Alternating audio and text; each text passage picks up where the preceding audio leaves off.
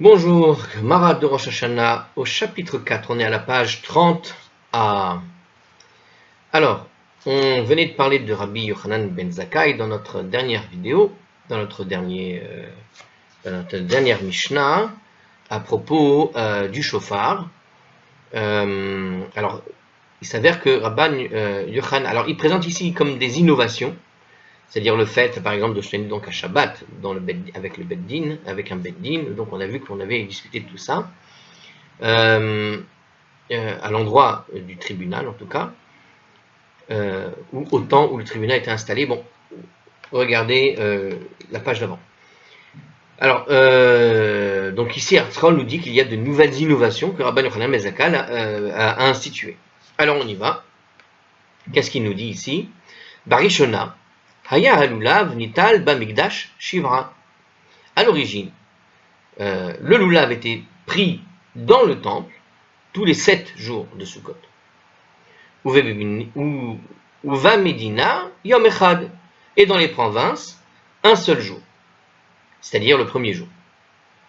Mais chez Charav Bet Hamikdash, après que le deuxième temple a été détruit, Hitkin Rabban Yochanan ben Zakkai sheyehe lulav nital bamedina shiv'a zecher lamikdash. Rabban Yochanan ben Zakkai a institué que le lulav soit pris dans les provinces les 7 jours en souvenir du temple. Vesheyehe yom henef kulo asso. Et au cours de la journée du balancement, il soit interdit. Alors interdit quoi? Ils mettent en commentaire de consommer de la nouvelle récolte de céréales. Bon, alors si je relis ça avec des commentaires, déjà on apprend des choses extraordinaires ici. Je ne savais pas qu'avant, on ne faisait que le premier jour. C'est pour ça qu'on vous dit toujours que le premier jour de la fête de Sukkot, c'est le plus important au fond. C'est normal, et même pour ça, parce que c'est ce jour-là que la mitzvah était véritablement valable pour tout le monde. Parce que tout le monde devait la faire à ce moment-là, le premier jour. Donc à l'époque du temple, on apprend ici qu'on ne le faisait pas. On ne le faisait pas tous les jours, on ne le faisait que le premier jour. Et donc c'est depuis Rabbi Yochanan ben Zakkai, depuis la destruction du temple, qu'on a institué de le faire en fait tous les jours. Donc toutes les fois où tu le rajoutes, toutes les autres fois où tu le fais, finalement, c'est un souvenir du temple qui a été détruit. Voilà. Bon. Un petit fridouche pour moi, je ne savais pas. Alors, si je relis avec les commentaires maintenant. Donc à l'origine, à l'époque du temple, donc en fait, le lulav était pris dans le temple tous les 7 jours de Sukkot et dans les provinces seulement un seul jour, c'est-à-dire le premier jour. Qu'est-ce qu'il nous dit ici? Alors on a un bon commentaire. Il nous dit la chose suivante. En fait, lorsque la Torah nous ordonne de prendre les 4 espèces à Sukkot, elle dit la chose suivante. Donc on est dans le Lévitique chapitre 23 au verset 40 qui dit comme ça: Ulkartem lachem bayom arishon peri etz hada kapot temarin va'anaf etz avot ve'arve nachal usmartem lifnei Hashem Elokechem shivarat yamim. Alors pourtant voilà, c'est écrit en hébreu là, écoutez la traduction.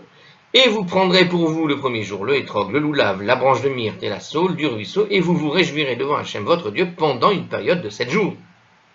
Donc on voit ici qu'il y a donc un commandement de prendre le loulav et les autres espèces le premier jour, ainsi qu'un commandement de le prendre pendant une période de 7 jours. Alors, et vous prendrez pour vous le premier jour le hétrog, le loulav, la branche, la myrte de la saule du ruisseau, et vous vous réjouirez devant Hashem pendant une période de 7 jours. Donc il y a 2 mitzvahs. Prendre le loulav, véritablement remuer le loulav, l'idée de prendre le loulav, de réunir les 4 espèces au premier jour. Et le reste de la fête, on se réjouit. Donc ce sont 2 choses différentes au fait. Donc le commandement de prendre le loulav le premier jour s'applique partout. Le commandement de prendre pendant 7 jours s'applique au temple seulement. Comme ce verset y fait allusion. Alors pourquoi? Et il y a une allusion, alors se réjouir les 7 jours avec le loulav en fait, donc pas du tout simplement manger, aller dans la souka, mais véritablement avec les 4 espèces. En fait, il dit que, donc a priori, le premier jour c'est pour tout le monde, et les 7 jours, quand il y a écrit vous réjouirez les 7 jours, en fait c'est une allusion au temple. Pourquoi? Parce que c'est écrit vous vous réjouirez devant Hachem votre Dieu. Or, bien que l'on sache que Dieu est partout, évidemment, la question est pourquoi il précise ici devant Hachem, puisqu'on sait qu'il est partout. Donc, devant Hachem, c'est sous-entendu à l'endroit même du temple, à l'endroit où se trouve justement ce qu'on appelle la Shrina, celle qui, c'est l'endroit où Dieu a demandé qu'on y construise le temple. Ou à l'époque c'était le Mishkan, bon, c'est pareil. Alors, donc le commandement de prendre lave le premier jour s'applique donc partout, le commandement de prendre pendant 7 jours s'applique au temple seulement, comme ce verset donc y fait allusion en disant vous réjouirez devant Hachem votre Dieu pendant la période de 7 jours, c'est-à-dire devant Hachem, le temple.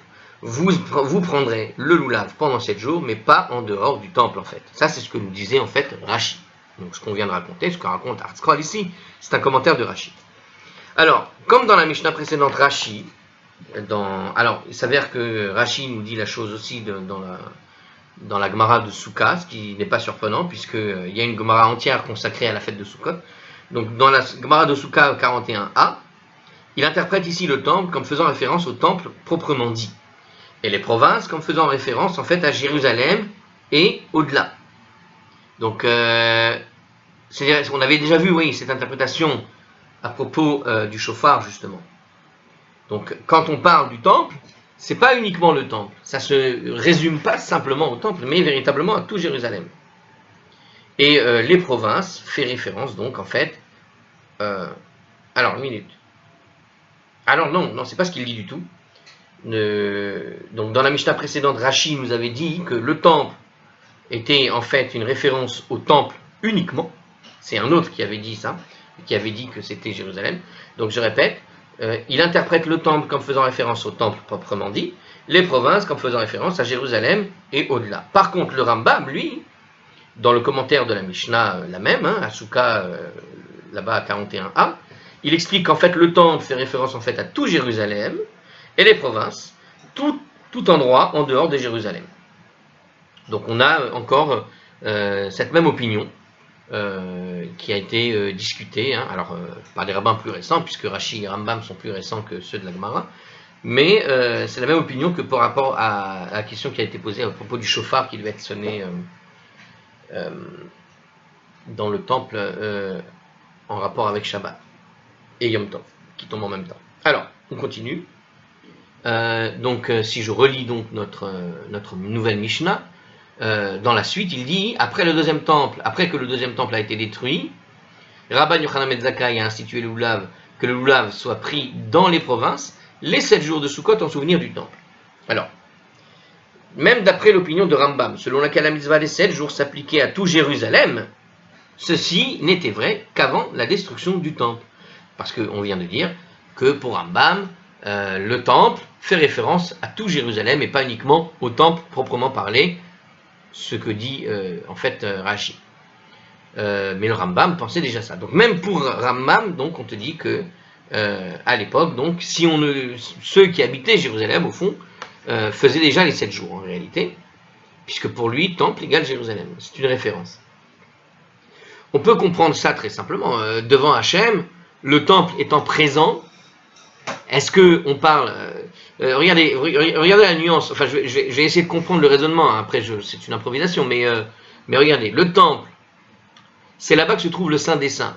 Donc, effectivement, il y a là-bas un endroit derrière le rideau, à l'intérieur du Saint des Saints, où se trouvait donc normalement l'arche d'alliance, qui n'y était plus à l'époque du deuxième temple, mais cependant le rideau était là, et derrière, c'était ce qu'on appelle le Saint des Saints. Et quand on parle devant Hachem, puisque la Shekhinah de Dieu, elle réside là-bas en particulier, c'est à partir de là que rayonne en quelque sorte cette Shekhinah sur l'ensemble du temple, et sur l'ensemble de Jérusalem, et sur l'ensemble du monde en quelque sorte. Mais il y a cette idée qu'il y avait là-bas, on posait devant Hachem les choses. Qu'est-ce qu'on posait? On posait la menorah, on posait les pains de consécration. Et plusieurs lois qui concernent les pains, on posait les pains sur une table spéciale. Cette table permettait de poser les pains devant Dieu en quelque sorte. Donc, faire les choses devant Dieu, c'est véritablement là-bas en quelque sorte. Donc, on est dans la zone, mais cette zone n'est pas limitée au mur du temple. Le Saint des Saints, il est là-bas, c'est vrai, mais devant Hachem, c'est depuis tous les endroits où tu peux voir le temple, au fait. On peut très bien comprendre ça de cette façon-là. Et donc, on peut, par extension, effectivement, étendre la zone de visibilité du temple à tout Jérusalem, qui est dans une zone suffisamment centrale pour qu'elle puisse être visible à l'époque de quasiment partout de la ville. C'est ce qui nous fait comprendre un petit peu la discussion qu'on a eue avant, à savoir que dans la Mishnah précédente, on expliquait justement que ceux qui devaient sonner le chauffard, ça s'étendait justement à tout celui qui pouvait voir a priori le temple, ou voir Jérusalem. Non, voir le temple. C'est voir le temple. Bon. Après la destruction du temple, nous continue le commentaire ici, il ne restait en fait rien de la mitzvah spéciale de prendre le lave pendant 7 jours. Alors, puisque cette mitzvah, elle devait être faite devant Hachem, que le temple a été détruit, donc devant Hachem, c'est une allusion au temple, donc la mitzvah de se réjouir pendant les 7 jours, c'était exclusivement devant le temple, avec en tout cas le temple en vision, d'accord? Maintenant, à partir du moment où le temple a été détruit, il restait plus, on ne pouvait plus faire cette mitzvah. Alors comment on fait? Donc Rabbi Yochanan ben Zakkai, il a institué l'usage de prendre le lave pendant les 7 jours de Sukkot, en tout lieu, en souvenir du temple, tout simplement. Alors, comme on l'a appris un peu avant, à la page 29b, on ne prend pas le loulav pendant Shabbat. Alors, je ne sais pas si j'avais lu ce commentaire, c'est dans un commentaire. Donc, on ne prend pas le loulav pendant Shabbat. Ainsi, quand la Mishnah dit qu'il faut prendre le loulav dans les provinces tout au long des 7 jours, il faut expliquer que cela signifie, sauf le jour qui coïncide avec Shabbat en réalité. Cette loi s'applique depuis la destruction. Par contre, lorsque le temple existait, on prenait le loulav le premier jour de Sukkot, même si c'était pendant Shabbat. Ça aussi, c'est un chidouche. Incroyable. Parce que je sais qu'à Shabbat, véritablement, on laisse le loulav dans son coin. Mais effectivement, apparemment, quand Shabbat, le premier jour de Yom Tov, je me posais cette question quand je vous ai parlé de Yom Tov et de Shabbat, le premier jour de Yom Tov tombe Shabbat, on prenait le loulav à l'époque du temple. Mais exclusivement à l'époque du temple. Depuis la destruction, on ne fait plus ça. Bon. Alors, on poursuit dans les commentaires. Donc, qu'est-ce que nous disait Rabbi Yochanan ben Zakkai? Il a donc institué que le loulav soit pris dans les provinces les 7 jours en souvenir du temple, après la destruction du temple, et qu'au cours de la journée du balancement, il soit interdit de consommer la nouvelle récolte de céréales. Alors, qu'est-ce que c'est que la journée du balancement? Alors on va voir, le 16 Nissan, le deuxième jour de Pessah, on amenait au temple l'offrande d'orge du Homer. La Torah ordonne que cette offrande soit balancée avant qu'un chometz, un kometz plutôt, en soit prélevé et brûlé sur l'autel. Ainsi, alors un kometz, bon, ok. Ainsi, ce jour-là est nommé le jour du balancement. Le kometz, c'est une poignée en fait. Hein. Donc il y a une ordre dans la Torah. Donc c'est dans le Lévitique, chapitre 23, versets 9-15. Bon, on l'avait déjà lu. Par contre, j'ai pas très bien compris. Ah d'accord, c'est pas. Voilà, ce que je comprenais pas, c'est qu'on est passé tout d'un coup de Sukkot à Pessah. Voilà pourquoi je ne comprenais pas. Le jour du balancement, c'est la raison pour laquelle j'étais un peu, comment dirais-je, étonné. Parce que d'un coup, on parle du loulav pendant les 7 jours en souvenir du temple, et tout d'un coup, la journée du balancement. Donc je me suis dit peut-être que la journée du balancement, elle se trouve dans ces 7 jours dont on vient de parler dans le texte de la Mishnah. Et le commentaire nous dit qu'en réalité, il parle ici, il fait une référence en réalité à cette journée particulière où on offrait l'orge. Donc le Homer, c'est l'offrande d'orge, et cette offrande d'orge devait être balancée devant le temple. C'est une sorte de balancement, bon, c'est partie du rituel. Alors ils ont appelé ça le jour du balancement. Et apparemment, il y a plusieurs références qui montrent que c'est bien cela. Hein, donc on le prélevait, on le brûlait sur l'autel, c'est écrit dans une Gemara, hein, quelque part, Menachot 67b. Donc ce jour est surnommé le jour du balancement. Et donc de la même manière, du coup tu comprends mieux, il soit interdit de consommer la nouvelle récolte de céréales. On retombe sur la discussion qu'on a eue au tout début de la Gemara.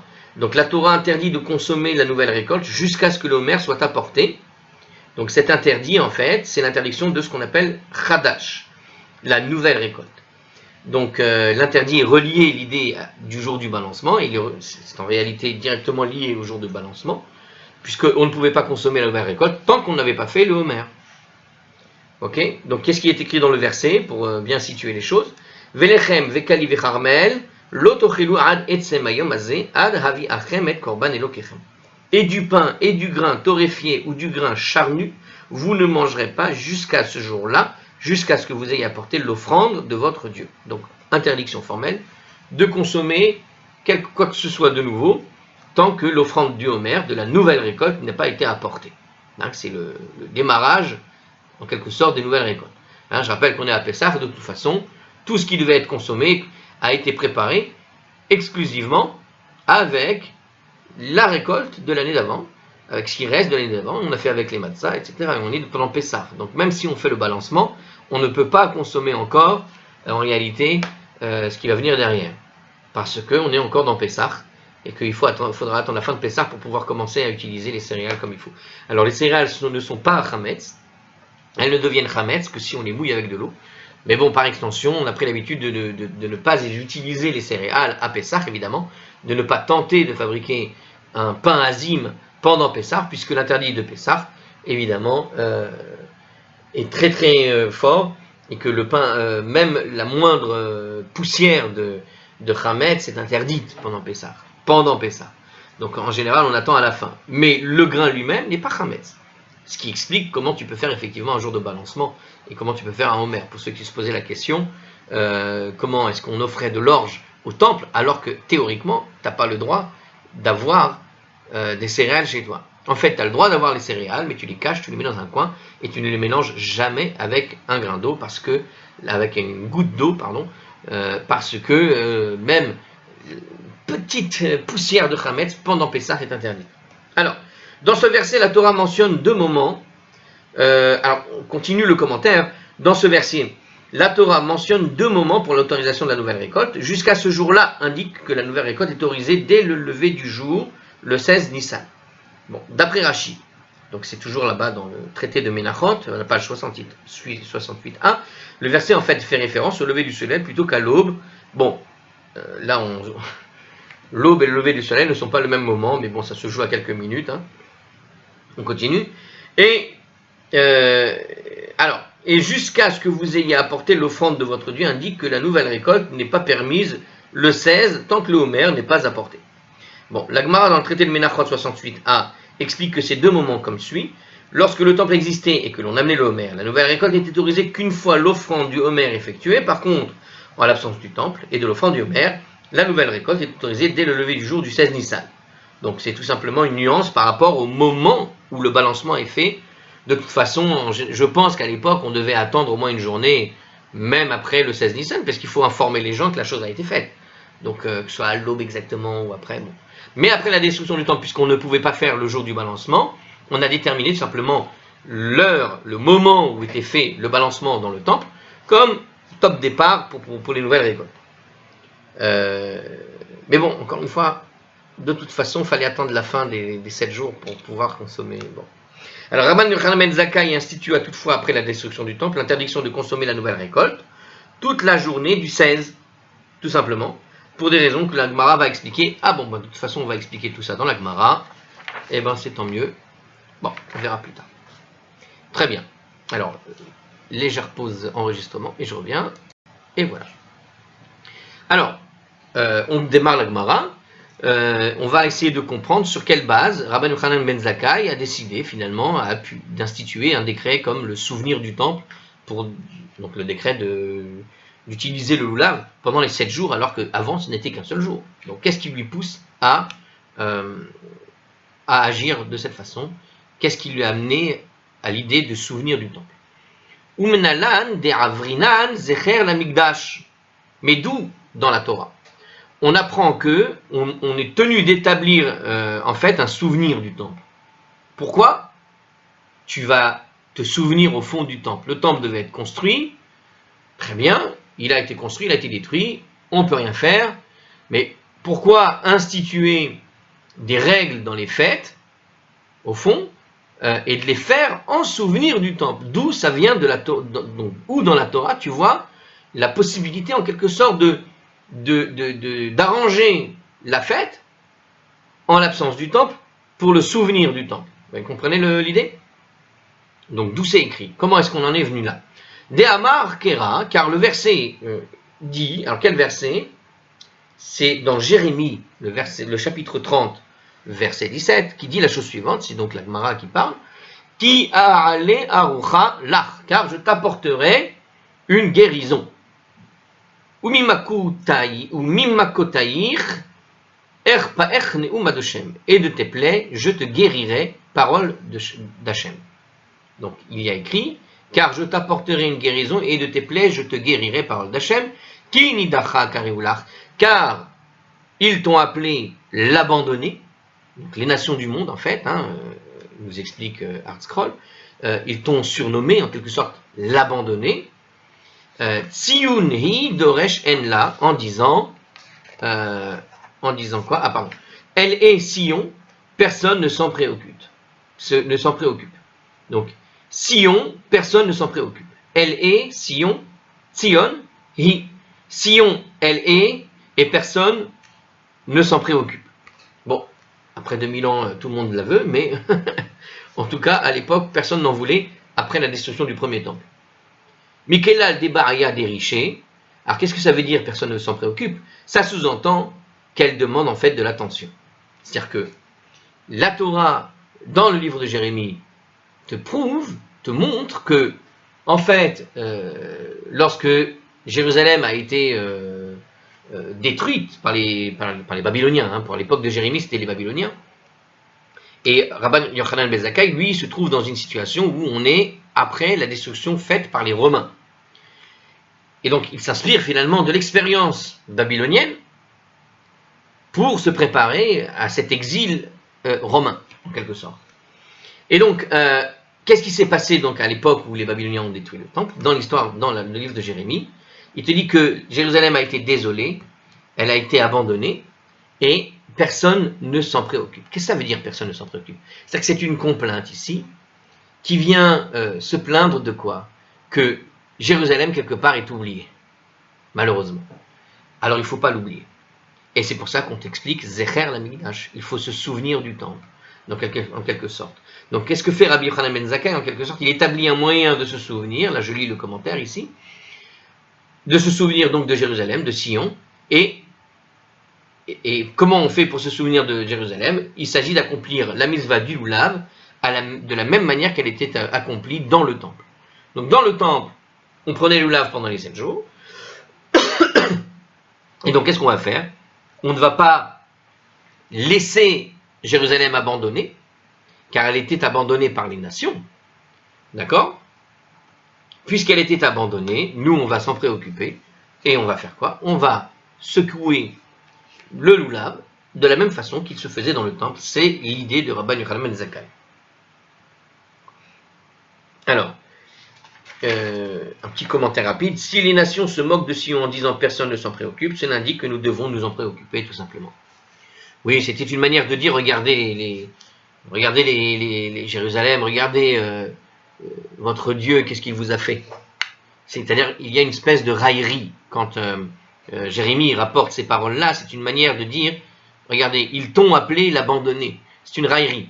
Vous connaissez, au Moyen-Âge, une petite digression pour vous faire comprendre ça, parce que c'est une chose connue, en tout cas dans l'histoire juive contemporaine, et finalement on est pas mal, on est exactement dans le même registre. Dans Jérémie, ils disaient aux Juifs, ils l'ont abandonné, ils t'ont abandonné, en quelque sorte, on l'a appelé l'abandonné, pardon, ce sont les nations du monde qui l'appelaient comme ça. Comment on appelait les Juifs? Le peuple errant, le mythe du Juif errant. Vous connaissez ce mythe, cette idée que le peuple juif, à un moment donné, n'avait pas de patrie, n'a jamais eu de patrie, c'était inventé. Il y a eu comme ça au Moyen-Âge toute une littérature qui s'était développée sur ce thème du mythe du Juif errant. C'est-à-dire qu'un Juif qui n'a pas lieu d'exister au sens religieux ni ethnique, puisque au fond, c'est un mythe. L'histoire juive était un mythe dans le Moyen-Âge, jusqu'au XVIIIe siècle, il me semble, où ils ont retrouvé, à l'époque ils ne le connaissaient pas ce texte, le texte de Flavius Joseph. Dans les archives à Rome, Vatican et compagnie, ils ont retrouvé des textes originaux de Flavius Joseph. À partir de ce moment-là, quand ils les ont retrouvés, le mythe du Juif errant a pris un coup, parce qu'il y avait une preuve d'un historien connu, romain, vieux de 2000 ans, 1800 ans, qui avait finalement raconté l'histoire de la guerre des Juifs. Jusque-là, tout ce qui s'était passé avec les Romains avait été véritablement transformé en mythe. l'histoire juive, bon, entre juifs on connaissait, mais de l'oreille des nations, des non-juifs, de leur point de vue, c'était un mythe.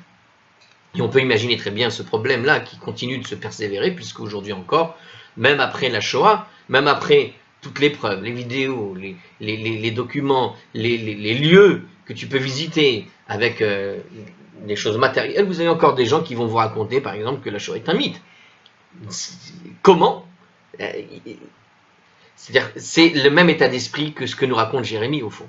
Ils t'ont appelé l'abandonner. C'est-à-dire que les nations du monde raillent le peuple juif. Ils se moquent du peuple juif. Ils se moquent complètement du peuple juif. Et cette manière de se moquer, c'est de faire passer l'histoire, la ville, le pays des juifs comme quelque chose d'imaginaire. C'est une façon de faire qui existe depuis des millénaires en réalité, et qui existait déjà 400 ans avant l'an 0, puisque Jérémie, on est 400 ans avant l'an 0. Hein. Donc, imaginez, 2500 ans que cette espèce de système existe. Bon, alors Rabban Yochanan ben Zakkai, qu'est-ce qu'il a fait? Il a dit, voilà, puisque on raille le peuple juif, on veut se moquer de lui, le peuple juif, puisque personne ne va l'aider en quelque sorte à surmonter ce traumatisme de la destruction, lui, il doit s'occuper de se souvenir des choses. Et comment il va faire, justement? C'est ce qu'il va instituer ici, dans l'exemple ici, parmi toutes les choses qui existent, et ce n'est pas la seule chose qui existe. Eh bien, voilà, prendre le lulav pendant 7 jours, en souvenir du Beth Amikdash. Alors, la Mishnah poursuit, et il nous disait quoi? Et après la destruction du temple, donc Rabbi Yochanan ben Zakkai avait institué qu'au cours de toute la journée du balancement, il soit interdit. Donc interdit de quoi? On a expliqué, c'est-à-dire en fait interdit la consommation de la nouvelle récolte, puisque le jour du balancement, c'est le jour top départ pour pouvoir consommer la récolte. Le homer. Si le homer n'est pas fait, on ne peut pas consommer. Dès qu'il est fait, ça y est. L'offrande du homer. Alors, la Gemara nous explique justement, Maï Tarma, mais quelle est la raison de ce décret? Mehera Yibane Bet Amikdash, car bientôt le temple sera reconstruit, nous dit la Gemara, c'est-à-dire que l'inquiétude porte sur le moment de la reconstruction du temple, en fait. Donc, les gens de la Gemara se posaient cette question. Voilà que bientôt on va reconstruire le temple, ainsi que la Gemara va l'expliquer. Et puisque la reconstruction du temple est mentionnée, la Gemara ajoute une prière, que celle-ci ait lieu rapidement de nos jours. À savoir. Donc en fait, c'est une manière d'optimiser, pas d'optimiser, mais d'optimisme, hein, une façon optimiste de voir les choses. Vous savez, si vous voulez savoir, il y avait à l'époque, on est entre l'an 200 et l'an 600, hein, à l'époque de la Gemara. Quand la Gemara te dit ça, pourquoi elle pense à la reconstruction du temple, mais bientôt? Eh bien, je ne sais pas si vous avez entendu parler de cette histoire de Justin, je crois, chez les Romains. Il y a eu à un moment donné, Justin, comment ils l'ont surnommé? Le renégat ou un truc comme ça. Hein. Un des personnages, vers l'an 400, il y a eu, après que le christianisme ait pris véritablement son essor dans le monde romain, il y a un empereur, Julien l'Apostat, ils appellent, je crois que c'est Julien. Et ce Julien-là, il est surnommé apostat, pourquoi? Parce qu'en fait, il a rejeté le christianisme et il a voulu retrouver sa culture d'origine romaine. Mais dans sa démarche, justement, il a tenté de on va dire, de faire amende vis-à-vis des Juifs, et il a été dans une démarche de reconstruire éventuellement le temple. Est-ce que vous saviez que vers l'an 400, quelque chose comme ça, 460, je ne sais plus c'était quand Julien précisément l'apostat, mais il y a eu, je crois, hein, je me souviens avoir lu ça, où il avait tenté de reconstruire le temple. Et on est en pleine période de la Gemara, au moment de cette volonté de Julien, l'apostat donc, hein, mais l'apostat au sens des chrétiens, de vouloir reconstruire le temple pour les Juifs, de leur rendre ce qui leur avait été pris. Et ça ne s'est pas fait, évidemment, et les chrétiens se sont opposés, évidemment. Et à partir de là, ça a dégénéré par rapport aux Juifs, évidemment, puisque le monde chrétien s'est véritablement retourné plus tard, à partir de ce moment-là. C'est à partir de ce moment-là, je pense qu'il y a vraiment eu un raidissement entre les positions juives et chrétiennes. À partir du moment où les chrétiens ont lutté contre une reconstruction du temple, là, il y a eu un gros problème entre les deux. Et en particulier un problème pour les Juifs, puisque à partir de là, va se développer justement toute une mécanique, on va dire, anti-judaïque. C'est vraiment à ce moment-là, alors que les relations étaient plutôt correctes jusque-là. Bon, alors, c'est l'histoire. Veyomeru, Eshtakad. Alors, qu'est-ce que nous dit la Gemara? Donc, elle nous dit quelle était donc la raison de ce décret. Car bientôt, le temple sera reconstruit. Veyomeru, et ils ont dit. D'accord? Eshtakad emilo achalnu beheir mizrach. Il pourrait dire, l'an passé, n'est-ce pas, qui nous a été permis de manger la nouvelle récolte dès l'éclaircissement du ciel à l'est, c'est-à-dire donc le lever du jour. Arshav nami nechul. À présent aussi mangeons. Ah, mais vous avez compris en fait la question finalement, parce que ici, j'avais pas compris la question, mais maintenant j'ai compris la question. Quelle est la raison du décret de Rabbi Yochanan ben Zakkai? Quand il dit, au jour du balancement, on a dit, il faut interdire la nouvelle récolte entièrement le jour du balancement. Mais il n'y a pas de jour du balancement, puisque le temple a été détruit. Donc, comment tu peux appeler ce jour de balancement? Donc, c'était le jour où tu aurais dû faire le balancement. Mais alors, pourquoi l'interdire toute la journée, puisqu'il n'y a plus, justement? Et c'est ce que pose la question, en fait. Quelle est la raison de ce décret, qui est un décret basé sur un événement qui ne peut pas avoir lieu, puisque le temple est détruit? Et d'ailleurs, tu viens de nous expliquer qu'il faut prendre le loulav pendant 7 jours parce que le temple est détruit, parce que c'est un souvenir du temple. Mais alors pourquoi tu interdis pendant toute la journée du balancement, puisque cette journée n'est plus là? Autant démarrer la journée entière depuis le lever du jour pour prendre les céréales, puisque de toute façon, il n'y a pas de balancement qui va être fait dans la journée. Alors pourquoi l'interdire toute la journée? Alors parce qu'il nous dit justement, et c'est ça la réponse, parce que le temple sera reconstruit. C'est tout l'optimisme du peuple juif de se dire, mais et si demain on reconstruit le temple dès demain? D'accord? Imaginez demain on reconstruit le temple, les gens vont prendre l'habitude de consommer les céréales depuis le lever du jour, dès le matin, décrit de manière très amusante ici, dès l'éclaircissement du ciel à l'est. Ok? Et donc, à présent, nous aussi mangeons dès le lever du jour, au sens où, voilà que le temple est reconstruit, ils vont continuer cette méthode. Alors non, c'est une leçon ici, c'est intéressant. Et ils ne réaliseront pas que l'an passé, en l'absence du temple, il n'y avait pas d'offrande de Homer. Alors c'était effectivement l'éclaircissement du ciel à l'est qui rendait permis la nouvelle récolte. Je lis la Gemara sans la lire, hein. Je fais que le français. Velo yedaed eshtakad velo havar Omer, ha'id mizrach hatir. Hashtadika Omer matir. À présent qu'il y a le Homer, c'est l'offrande du Homer qui permet la nouvelle récolte. Donc il risque d'oublier ça. Alors c'est une leçon ça aussi, attendez. Alors, lorsque le temple est présent, la nouvelle récolte demeure interdite le 16 jusqu'à ce que l'Homer soit effectivement offert, balancé. D'accord? Donc c'est pourquoi Rabban Yochanan ben Zakkai donc, a institué qu'en l'absence du temple, la nouvelle récolte demeure interdite tout au long du 16 Nissan jusqu'à la tombée de la nuit. De cette manière, lorsque le temple sera reconstruit, les gens ne consommeront pas la nouvelle récolte trop tôt. Donc il y avait en tout cas ce souci. Mais il y a une leçon ici à tirer, je ne sais pas pour vous, mais en tout cas c'est une question à poser si vous avez des gens avec qui vous étudiez. C'est que quelque part, là on voit quand même, dans cette explication de la Gemara, on voit est-ce qu'il y a donc un retour en arrière possible? Et on dirait que c'est pas si évident en réalité.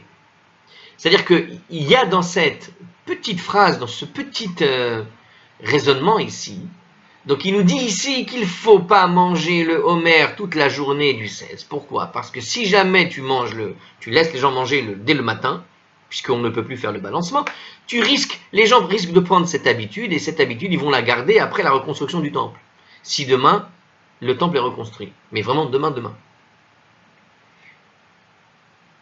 Mais ça voudrait dire quoi? Ça voudrait dire que, au fond, il est en train de prévoir, Rabban Yochanan ben Zakkai, d'une certaine manière, que même les 7 jours du loulav, on doit les poursuivre maintenant. C'est-à-dire que on le faisait en souvenir du temple. Mais quand le temple sera reconstruit, est-ce qu'il faut s'arrêter et revenir à ce que c'était avant? C'est-à-dire que seulement au temple on ne prend les 4 espèces, et que le reste du peuple, c'est seulement le premier jour qu'ils prendront les 4 espèces. Eh bien, c'est pas évident parce que, regardez, puisqu'ici cette discussion vient nous apprendre que le peuple juif va prendre une habitude à cause de la destruction du temple et qu'il risque de garder cette habitude-là.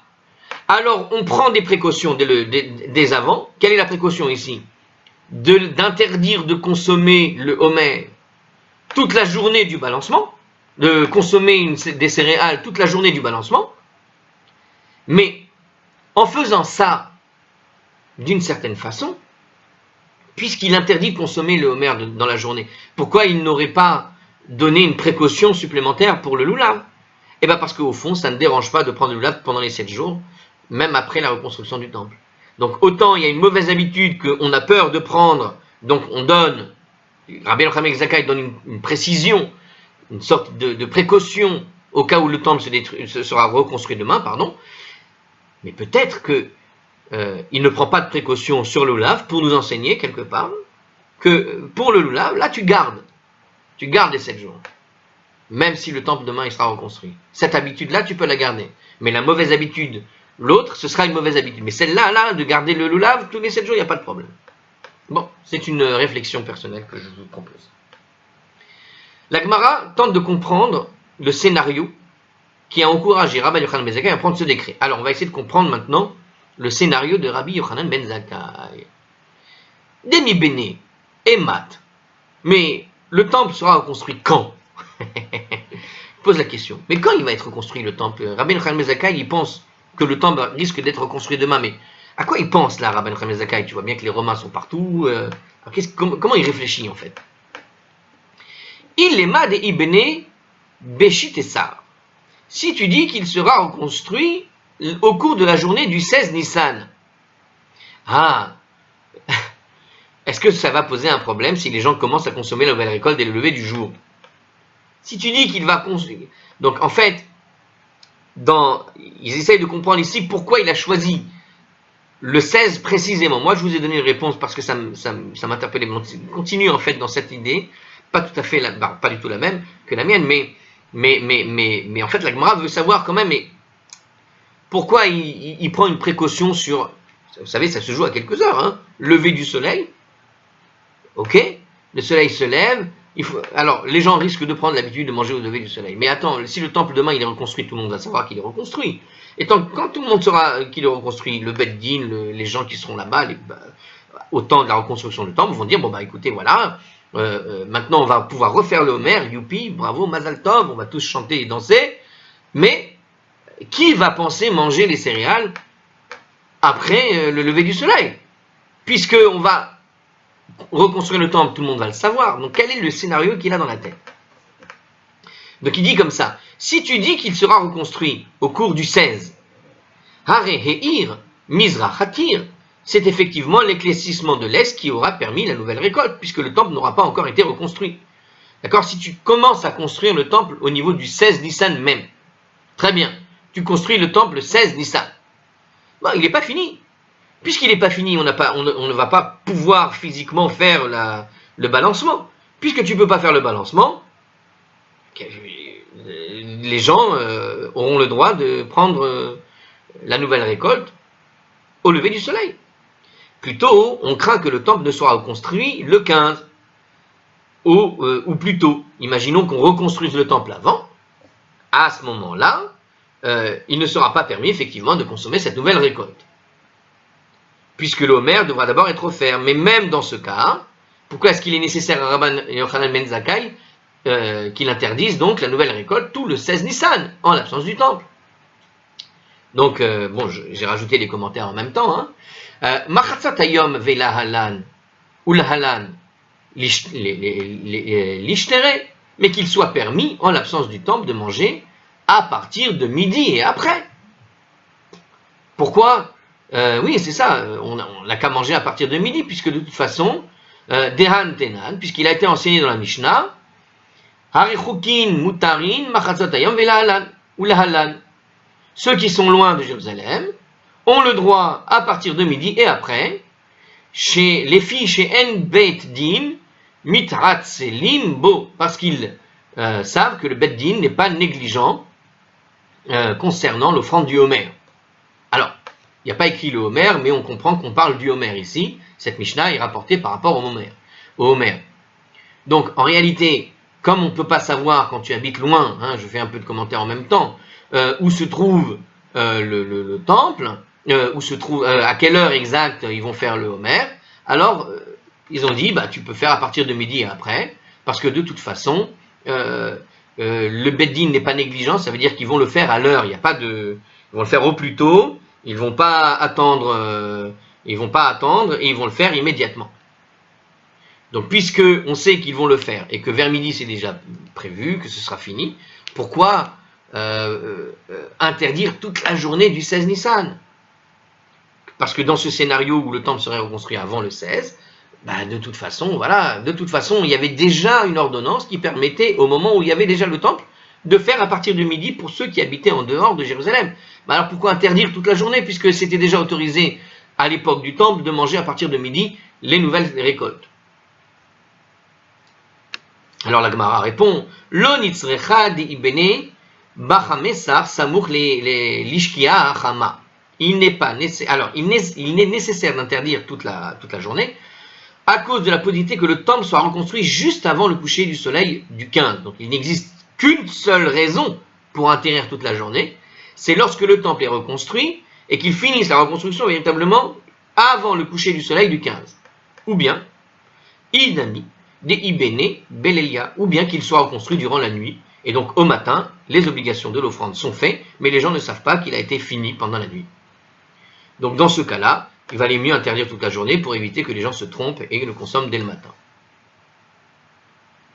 Car on peut imaginer, c'est ce qu'il nous dit ici dans le commentaire, on pourrait imaginer que le Homer, puisqu'on a fini pendant la nuit, vu qu'il y a d'autres choses à faire, il risque d'arriver à la fin de tout le seder du matin, et donc on risque de le retarder jusqu'à la fin de l'après-midi, et donc les gens pourraient consommer le Homer dans ce cas-là. Donc le film que c'est fait, en quelque sorte, Rabbeinu Yochanan ben Zakkai pour interdire toute la journée, c'est de se dire que si jamais on finit la reconstruction du temple dans la nuit, le Homer va passer après tout ce qu'il y a à faire une fois que la construction du temple sera terminée, avec tout ce qu'il y a à faire dans la journée de l'inauguration, le Homer va arriver à la fin de la liste des choses qui sont à faire, et du coup il va être fait à la fin de l'après-midi et pas en début de journée.